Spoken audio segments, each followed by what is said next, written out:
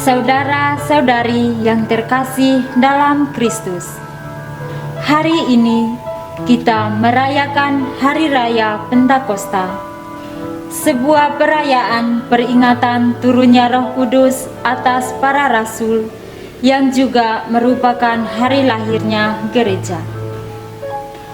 Dalam Kisah Para Rasul bab 1 ayat 13 sampai 14 dikisahkan bahwa para rasul bersama beberapa perempuan serta Maria dan saudara-saudara Yesus berkumpul dan berdoa di suatu rumah.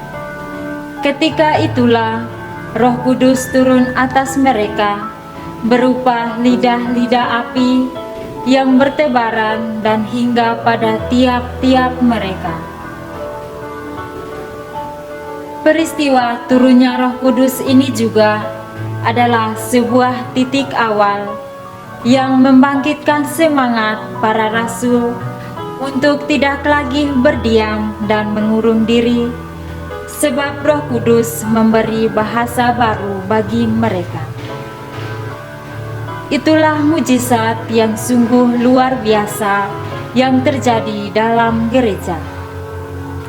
Sejak saat itu, kelompok yang dulu hampir bubar sekarang menjadi kokoh tak tergoyahkan, di mana para rasul yang sempat mencari jalannya sendiri-sendiri kembali disadarkan akan perutusan untuk membawa kabar keselamatan bagi seluruh bangsa. Ketakutan tak lagi berkuasa, sebab sejak menerima Roh Kudus, para rasul rela mati sebagai martir. Tak ada yang menakutkan lagi bagi mereka untuk menjadi pewarta. Saudara-saudari yang terkasih dalam Kristus, sejak peristiwa turunnya Roh Kudus, gereja bernapas dengan Roh Kudus. Semua tindakan didorong olehnya. Dengan merayakan Pentakosta, setiap kita yang sudah dibaptis diharapkan menyadari pencurahan Roh Kudus yang telah ada dalam diri kita dengan menimba inspirasi dan kekuatan dari Roh Kudus bagi kerasulan kita di zaman ini.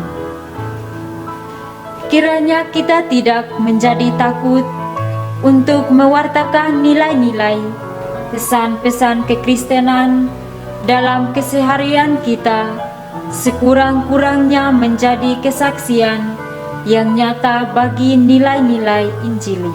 Hidup kita seharusnya menunjukkan bahwa kekristenan sesungguhnya adalah pewartaan yang harus diperdengarkan bagi dunia dan tidak bertentangan dengan nilai-nilai kebenaran.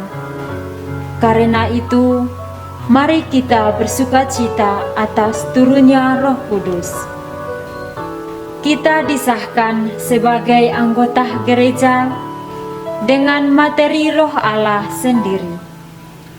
Inilah juga anugerah bagi setiap pribadi yang mengimaninya.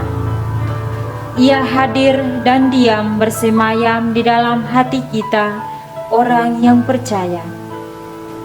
Saudara-saudari yang terkasih dalam Kristus, marilah kita sambut kehadiran Roh Kudus itu untuk mengubah ketakutan, kekhawatiran, dan kelemahan kita, bahkan lebih dari itu, untuk mengampuni dosa kita dan mengubah hati kita yang beku menjadi hati yang lembut dan penuh kasih.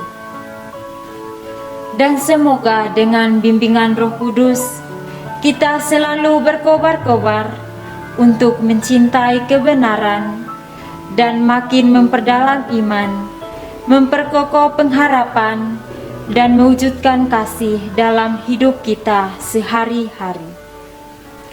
Tuhan memberkati.